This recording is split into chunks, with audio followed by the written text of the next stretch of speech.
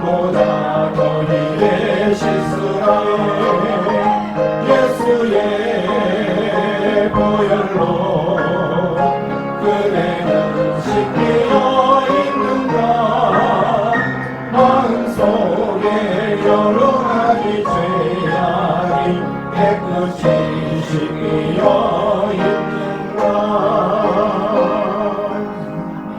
성경은 하나님이 우리에게 하신 말씀을 한 번 하고 있지 않아요. 여러분들이 자식을 키워봤잖아요.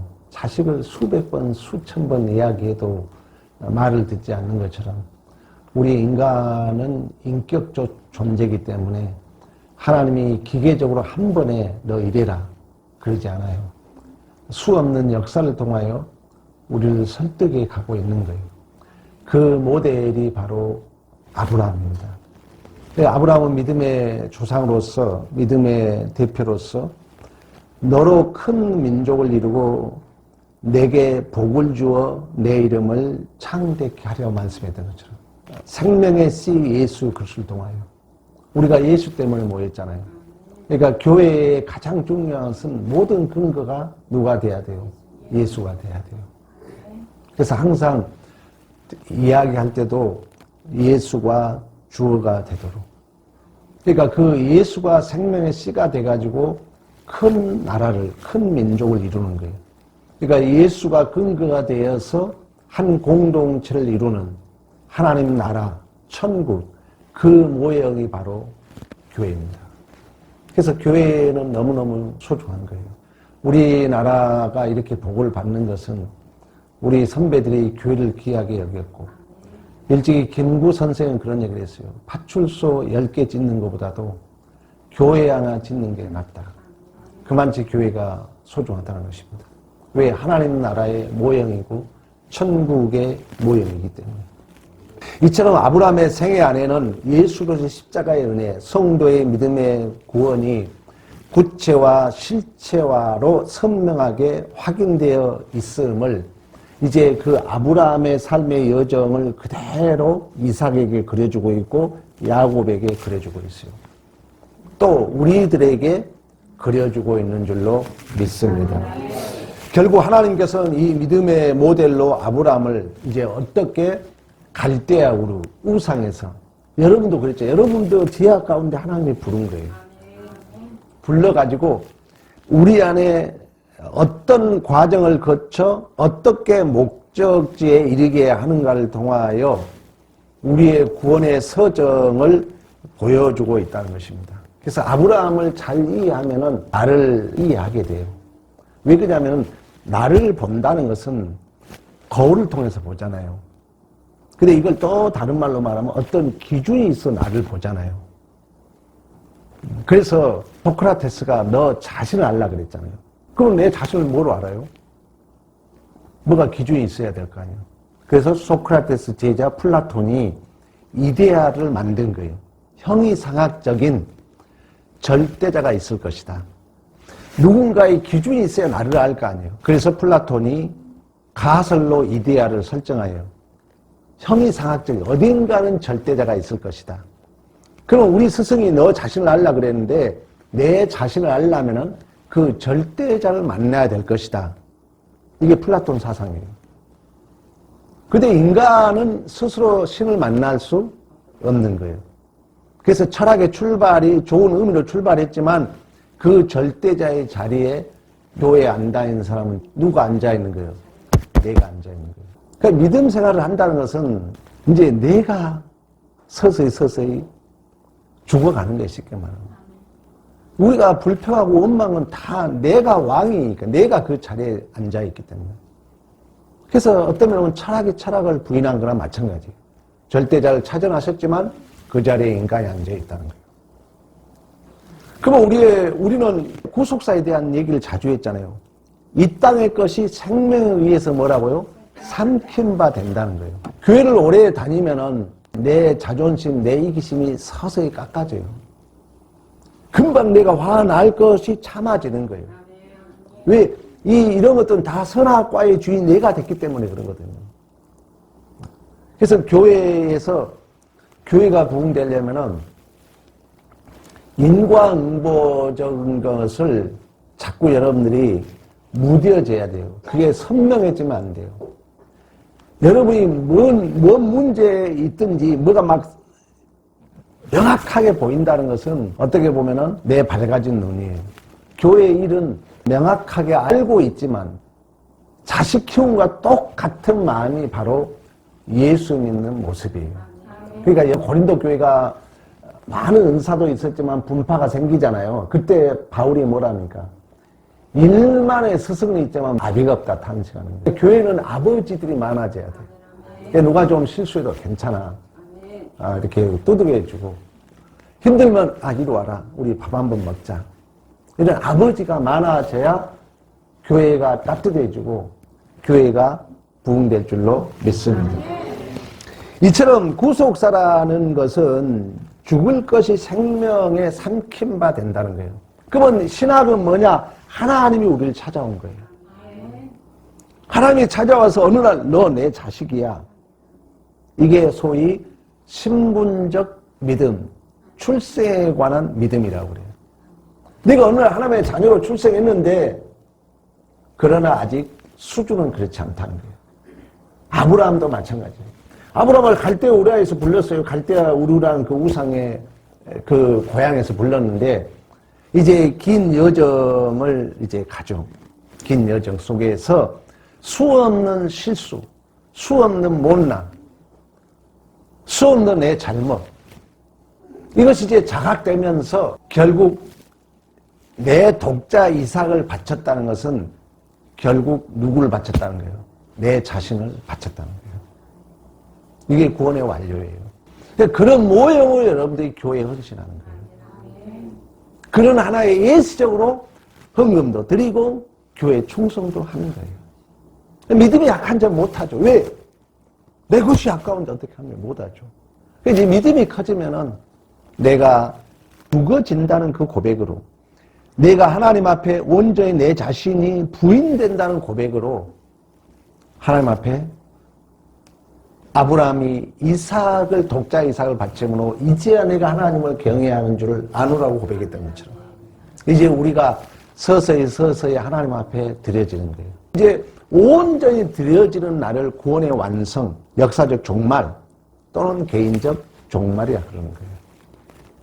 근데 하나님이 우리에게 주시고자 하는 그 구원은 너무너무 귀하기 때문에 그 믿음은 너무 소중하기 때문에 여러분들을 빨리 데려가지 않아. 긴 역사 속에서 지지고 볶는 삶을 속에서 나는 이런 하나님이야. 너 이렇게 못된 성격을 가지고 있었잖아. 이런 것들을 항복시켜가면서 맞습니다. 주님. 주님만이 최고입니다. 주님만이 상급입니다. 주님만이 진리입니다. 그 항복을 시켜가는 게 아브라함의 삶의 여정이고 우리들의 삶의 여정인 줄로 믿습니다. 그런 얘기를 내가 자주 얘기했어요. 그래서 구속사에 대한 얘기를 내가 설교 때마다 한 이유가 그거예요. 죽을 것이 생명에서 삼킨가 된다. 이제 아브라함이 결국 약속의 땅 가나안 땅을 점령해 간다는 것은 예수 그리스도께서 십자가를 통해서 그 죄와 사망을 완전히 정복하는 그 사건을 모형으로 그려주고 있다는 거예요. 그러면 하나님 나라가 통치권이 내 안에 뚫고 들어와서 나를 침노한다 그러잖아요. 우리는 침노를 당한다 그러잖아요. 시간이 가면서 금년 한 해가 이렇게 넘어가잖아요. 넘어가면서 여러분들이 확인할 건 뭐냐? 내가 정말 깊어졌는가? 내 마음이 0.01%라도 내 그릇이 넓어졌는가?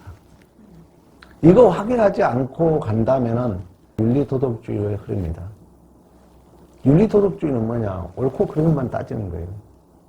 그건 은혜를 망하게 한다 그랬잖아요. 은혜를 까먹는다는 거예요. 교회를 흩트는 거예요. 내가 정말 깊어졌는가? 내 마음이 더 넓어졌는가? 내가 더 참을 수 있는 그릇이 되는가? 10번 성질 낼 거 9번으로 성질이 줄었는가? 이게 꼭 확인돼야 돼요. 이게 기독교니까. 왜? 하나님의 통치권이 나를 침노해 오기 때문에 나는 침노를 당하는 거예요. 내가 압류당하는 거예요. 내가 자꾸 늑탈당해야 돼. 내 자존심, 내 이기심, 내 못된 성질이 자꾸 깎아져야 돼. 맨날 반복한 이유가 이겁니다. 그래서 여러분들이 진실로 이 세월의 분량만큼이나 하나님을 이제 알아가는 거예요. 그리고 하나님이 믿어지는 거예요. 하나님이 믿어진다는 것은 내가 참아야죠. 하나님이 이끌어 간다는 걸 믿어진다면 내 의지가 기각당해야죠. 하나님이 역사의 주인이 된다는 것이 믿어진다면 내 오름이 부인돼야죠. 이게 믿음의 분량이라는 거예요. 여러분이 세월의 분량을 감당해 왔다는 거예요. 그게 어떤 면에 보면 아버지 마음이죠. 탄핵이 2번이나 3번 벌어지면서 이제는 진리도 없어요. 이제 정치는요. 옳은 것도 없어요. 이제는 뭐 너 편 내 편만 있죠. 없잖아요. 이런 시대를 바라보면서 우리가 다짐할 건 뭡니까? 내가 신앙생활 바르게 해야 되겠다. 내가 진실로 말씀에 순종하는 삶을 살아야 되겠다. 이런 우리의 마음가짐을 가져야 될 줄로 믿습니다. 오늘 본문에도 마찬가지입니다. 아브라함이 결국 믿음의 모델로서 세월의 분량을 감당한 만큼 이제 하나님을 알아가요. 세월의 분량만큼 하나님이 믿어지는 거예요. 그러면 하나님을 알아간다는 것은, 자, 하나님을 알아간다는 것은 여러분들이 지식적인 부분이 아니에요. 진리를 알지니 진리가 너희를 자유케 한다고 말씀했던 것처럼 하나님을 알아간다는 것은 내가 분별할 수 있는 영적 통찰력이 열려야 돼요. 자꾸 내 선악과에서 기계적으로 팍팍 반응하지 말고 어떤 일이 벌어지면 이제 하나님을 알아간다는 것은 우리 하나님은 그 죄인을 위해서 수치면시 다 감당하셨잖아요. 그러니까 하나님을 닮은 쪽에 내가 분별력이 생기는 거예요. 윤리도덕적이고 율법적이 아니라 사망아 쏘는 것이 어디 있느냐. 우리는 이제 예수를 믿고 하나님을 알아간다는 것은 여러분들이 하나님에 대하여 이런 정황이라면, 이런 사건이라면 하나님은 어떻게 생각할까, 이런 이제 분별력이 생긴다는 거예요. 그리고 하나님 편에 내가 선택을 하는 거예요.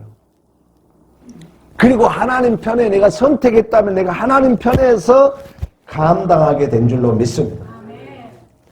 근데 여기서 중요한 게 뭐냐면은 신앙이 이제 교회에 처음 왔잖아요. 처음 온 사람도 있어요.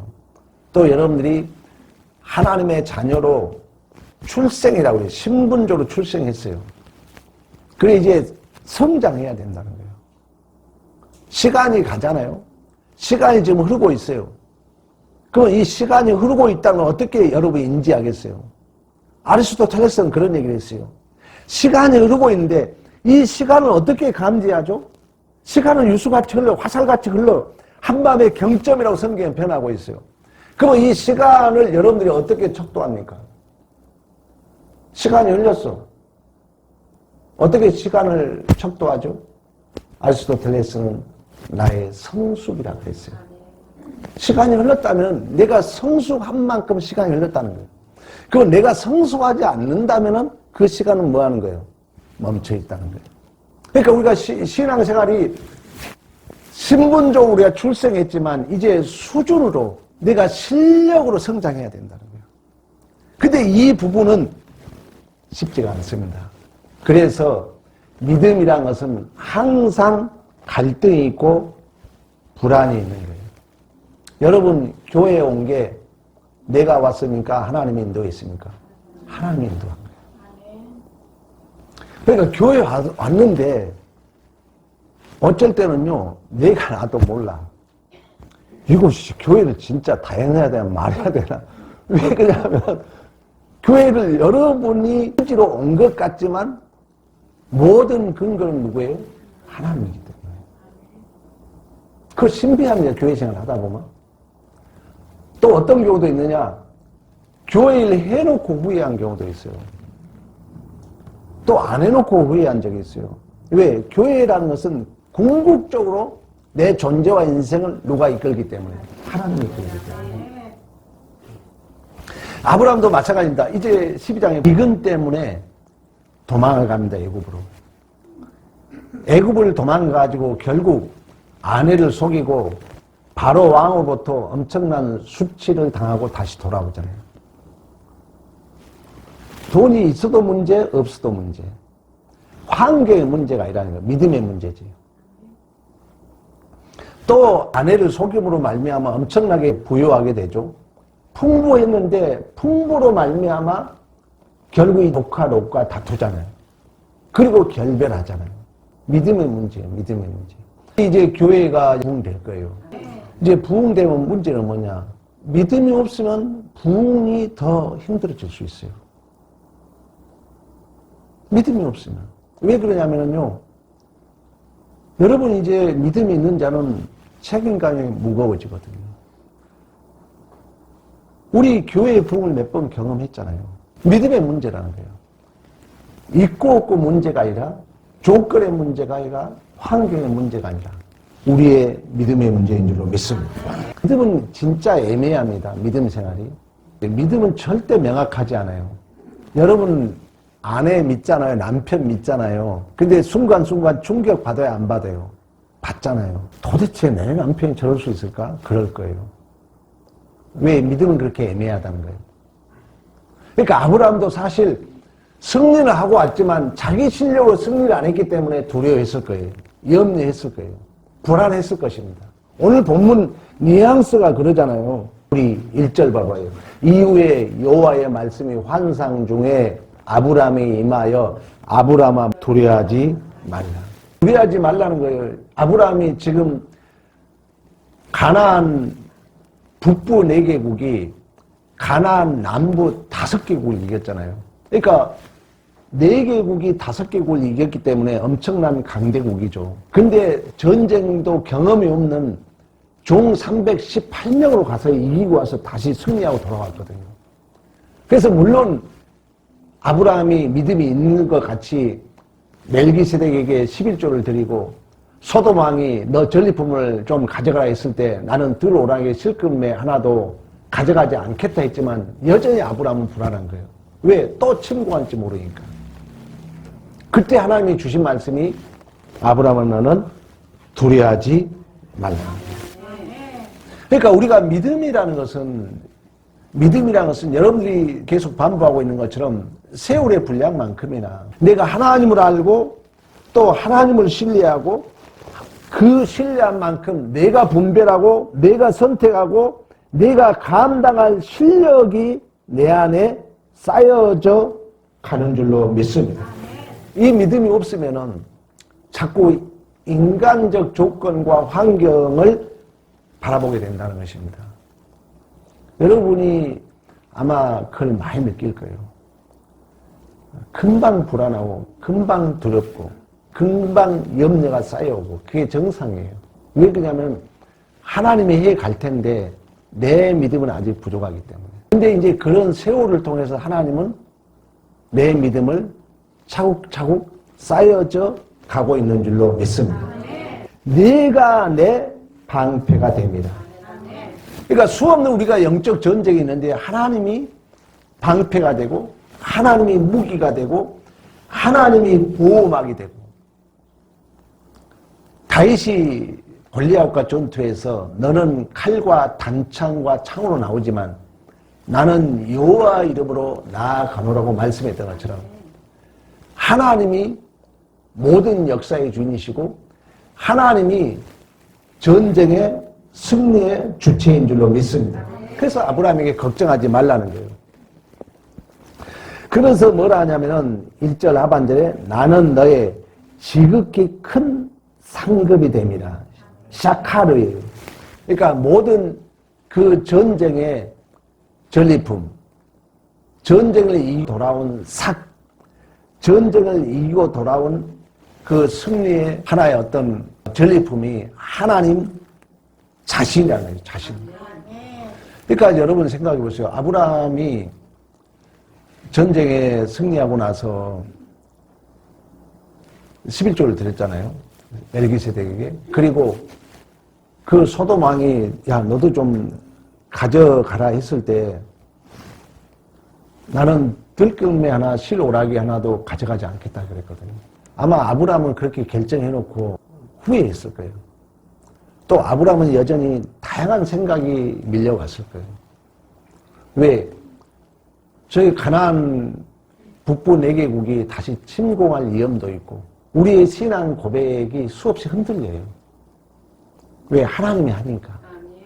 근데 이제 그런 흔들림 속에서 자리를 잡아가는 게 우리의 신앙의 여정인 줄로 믿습니다. 아브라함도 마찬가지예요. 엄청 아마 아까운 마음이 어떤 면으로 들었을 거예요. 또 뭔가 아쉬움이 있었을 거예요. 그래서 우리가 믿음이 없으면 신앙생활이 그렇다는 거예요. 해놓고도 시험, 못해서도 시험이 바로 그런 시험이에요. 그러면서 아브라함이 뭐라 합니까? 2절에 주 여호와여 무엇을 내게 주시려 하나이까? 나는 자식이 없다. 하나님이 아브라함에게 내가 너를 상급을 주겠다. 너 두려워하지 말라 그러지만 여전히 아브라함의 마음은 불안한 거예요. 아브라함의 마음은 불평이 있는 거예요. 그러니까 교회 안에 그래서 중요한 거예요. 이제 믿음의 분량이 다양하거든요. 그래서 교회에는 어른이 필요한 거예요. 믿음 있는 자들이 그걸 잡아주지 않으면 교회에는 한 군데 휩쓸릴 수밖에 없어요. 장로님들 중심 잡으셔야 돼요. 권사님들 중심 잡으셔야 돼요. 그러면 안 된다. 그 목사의 말이 그런 의도가 아니었을 것이다. 믿음의 분량이 있기 때문에 믿음이 약한 자는 흔들려요, 자꾸. 그때 이제 믿음의 어른들이 아니야. 교회 전체를 보면서 그러지 않았을 거야. 하고 중심을 잡아가야 되는데 그렇지 않으면은 분명히 우리는 흔들릴 수밖에 없다는 것입니다. 왜 그러냐면은 믿음의 주체는 내가 아니기 때문에, 하나님이기 때문에. 내 실력이 아니라. 이제 우리가 그런 과정 속에서 우리의 믿음이 든든히 세워져 가거든요. 근데 그 과정 속에서는 오늘 아브라함에게 보여주고 있는 것처럼 수없이 우리는 흔들릴 수 있다는 거예요. 수없이 우리의 마음은 불안할 수 있다는 것입니다. 왜냐하면 믿음은 애매하기 때문에. 그때 하나님이 오늘 그러잖아요. 두려워하지 말아라. 내가 너의 상급이 됨이라. 내가 너의 방패가 되라. 그랬음에도 불구하고 아브라함은 또 흔들린 거예요. 하나님, 나에게 준 게 뭐 있습니까? 나에게 하나님께서 약속을 했지만 나에게 준 게 뭐 있습니까? 지금 우리 집에 키운 이 다메섹 사람 엘리에셀밖에 없지 않습니까? 이렇게 아브라함은 불평을 하는 것입니다. 그때 하나님이 주신 답이 다시 한번 지금 하나님은 강조하고 있는 거예요. 너가 그동안 살아온 너의 삶의 그 전리품은, 너가 영적 전쟁에서 이긴 전리품은, 너가 지금 가나안 북부 4개국이 가나안 남부 5개국을 이긴 그 가나안 강대국 북부 4개국을 네가 종 318명으로 이기고 돌아와서 네가 얻은 것은 하나님 답은 뭐예요? 내가 너의 상급이라면 너가 그런 삶을 통하여 너에게 주어진 상급은 너가 그 감당한 만큼 하나님을 알아가는 믿음인 줄로 믿습니다. 그래서 하나님이 그 얘기를 하는 거예요. 내가 너의 상급이다. 전쟁의 전리품은 이 세상적인 것이 아니라 내 자신 너의 전쟁의 승리의 전리품이다. 여러분 신앙생활도 마찬가지입니다. 이 땅에 수없는 세월의 분량을 여러분 감당해 왔습니다. 여러분 남는 게 뭡니까? 하나님이거든요. 내가 하나님을 얼마나 알고 있느냐. 내가 얼마나 하나님을 깊이 알고 있느냐. 그 믿음의 분량만큼 우리는 이 땅에서 누리게 되는 줄로 믿습니다. 그런 의미에서 우리는 모든 삶의 현장은 내가 하나님을 알고 믿고 내가 하나님을 아는 그 깊이가 깊어지고 넓어질 수 있는 명예롭고 복 있는 교회인 줄로 믿습니다. 진리를 알지니 진리가 너희를 자유케라고 말씀했던 것처럼 우리가 살아보면 그렇지 않습니까? 자유라는 건 뭡니까? 내가 분별하고 내가 선택할 수 있는 실력이거든요. 어차피 이 세상에 우리의 어떤 조건과 환경에 만족은 없어요. 그건 이 역사의 주인이 하나님이기 때문에 믿음은 뭐예요? 내가 그 사도 바울이 우리 지난주 그런 얘기 했잖아요. 굶핍함과 배고픔과 모든 걸 겪었는데 내가 삶의 일체 비결 배웠다는 거예요. 이제 삶의 일체 비결 배우고 나니까 그 능력 주신다는 건 내가 모든 걸 할 수 있다 그러지 않습니까? 그 말은 어떤 물리적으로 내가 모든 걸 한다는 게 아니거든요. 내가 그 믿음 안에서 모든 걸 감당할 수 있는 실력. 돈이 있고 없고가 문제가 아니죠. 환경이 좋고 나쁘고가 문제가 아니죠.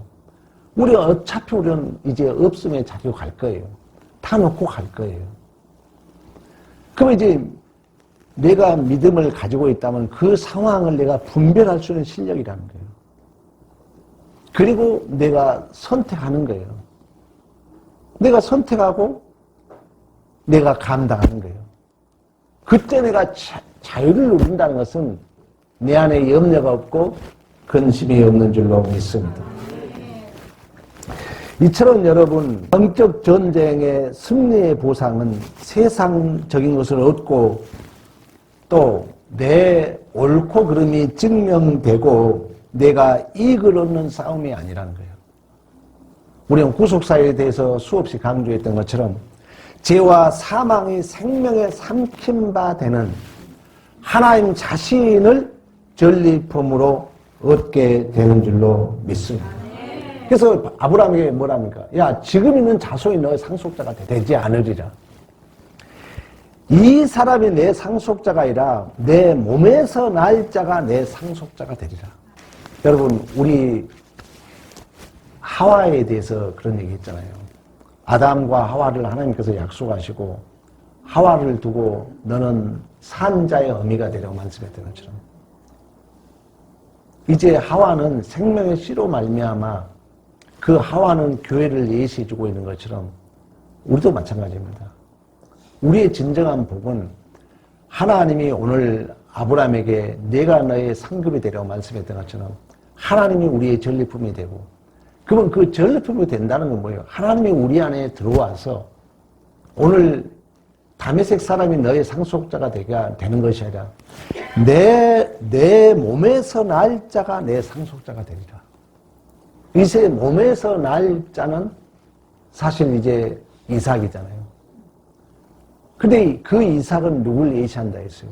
예수를 얘기하고 있잖아요. 그러니까 하나님의 상속자가 된 그 믿음의 우산은 또다시 우리는 새 생명을 잉태하게 되는 줄로 믿습니다. 우리 갈라디아서 한번 찾아보겠습니다. 갈라디아서 3장 16절.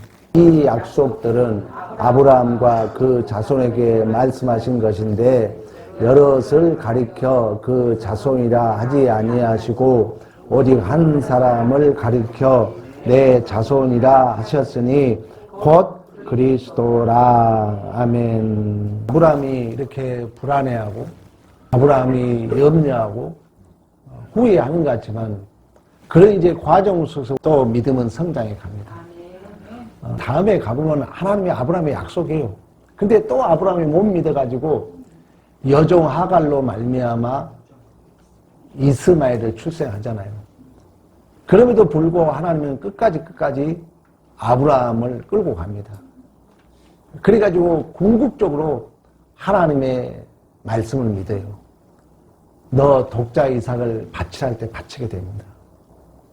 그러니까 그 말은 뭐냐면 그 긴 약 14장에 거쳐서 75세의 부름을 받아가지고 25년이라는 긴 세월을 통해서 아브라함이 믿음이 이제 성장해요. 그래서 모든 것이 하나님이시고 하나님이 진실로 오늘 본문에 약속하였던 것처럼 모든 영적 전쟁의 상급, 하나님이 모든 영적 전쟁의 전리품. 그러니까 세월의 분량만큼의 믿음의 두께라는 것은 결국 내 안에 누가 남는다는 거예요? 하나님이 남는다는 거예요. 그걸 아브라함의 일생을 통하여 보여줘요. 그래서 결국 아브라함은 100세에 이삭을 낳죠. 그래서 하나님이 바치라 할 때 바치고 그때 바쳤을 때 하나님이 이제야 내가 하나님을 경외한 줄을 아노라. 근데 그 이삭이 궁극적으로는 오늘 갈라디아서 3장 16절에 예수 그리스도를 예시하고 있음을 우리에게 보여주고 있는 줄로 믿습니다. 결국 이제 아브라함은 그러한 과정 속에서 4절에 하나님 말씀이 그에게 임하여 이르되 그 사람은 내 상속자가 아니라 내 몸에서 날짜가 내 상속자가 되려 하시고 그를 이끌고 밖으로 나가 이르되 하늘을 우러러 묵배를 셀 수 있나 보라. 또 그에게 이르되 내가 자손이 이와 같으리라. 아브라함이 여호와를 믿으니 여호와께서 이를 그의 의로 여기신 줄로 믿습니다. 여러분 신앙생활이 참 신비함이 그래요. 오늘 아브라함을 통해서 보여주고 있는 게 신앙생활이 참 희한합니다. 우리가 불안하고 불평하고 원망스러운 것 같지만요. 여러분들이 교회를 어떻게 하다 보니까 또 오게 되는 것처럼 이 참 신앙생활의 신비함이 그거예요. 안 믿어져야 하면서도 또 믿어져요. 내가 안 해야지 하면서 또 순종하게 돼요. 믿음의 신비함입니다. 이때 성령의 여러분들이 인도함에 순종을 해야 돼요. 이때 거해가지 말고. 신앙생활이 막 자발적으로 내가 막 기쁨으로 다 순종되고 내가 기쁨으로 다 내가 하나님 앞에 헌신되는 게 아니라는 거예요. 믿음은 애매합니다. 믿음은 갈등이 있어요. 물론 이제 어느 수준에 이르면 그 불평도 없어지겠죠. 오늘 아브라함이 그대로 보여주고 있잖아요. 아브라함이 첫 번째 시험은 기근으로 말미암아 엄청난 또 잘못을 저지릅니다. 풍부했음에도 엄청난 잘못을 저지릅니다. 그리고 전쟁에 이기고 와서 믿음이 좋은 것 같죠. 그러나 오늘 본문의 뉘앙스로 보면 또 염려 생기는 거예요. 두려워하는 거예요. 그때 하나님이 나타나가지고 두려워하지 마라. 내가 너의 상급이 됩니다. 그랬더니 또 아브라함이 또 불평해요. 아이고 하나님 나에게 준 게 뭐 있습니까? 나 지금 기름 엘리에셀밖에 없지 않습니까? 그랬더니 하나님이 다시 또 아브라함에게 약속해요. 야, 아브라함을 데리고 하늘을 보여주면 너 저 별을 세봐라. 별을 셀 수 있나 봐라. 너 이렇게 내가 후손을 약속해 주니까. 그렇게 약속해 줬더니 또 아브라함이 금방 불평했다가 하나님을 믿는 줄로 믿습니다. 우리가 하나님의 자녀로 출생했는데 성장하는 과정은 수없이 흔들림이 있다는 거예요. 불안하다는 거예요. 염려스럽다는 거예요. 근데 믿음은 선물이라고 말씀했던 것처럼 믿음의 주체는 내가 아니고 하나님이라고 말씀했던 것처럼 결국 우리는 그 하나님을 믿어지게 될 줄로 믿습니다. 이 믿어지게 된다면 여러분들이 시간 허비하지 말고 다른 거 허비하지 말고 잘 믿으라는 거예요. 어차피 우리는 믿게 될 거예요. 그리고 어차피 우리가 하나님 앞에 순종할 거라면 더 일찍이 순종하여서 이 믿음의 그 분량이 더욱더 성숙되어가는 더욱더 깊어지고 넓어지는 시간을 아끼는 이러한 믿음의 승리가 있기를 간절히 축복합니다. 우리 다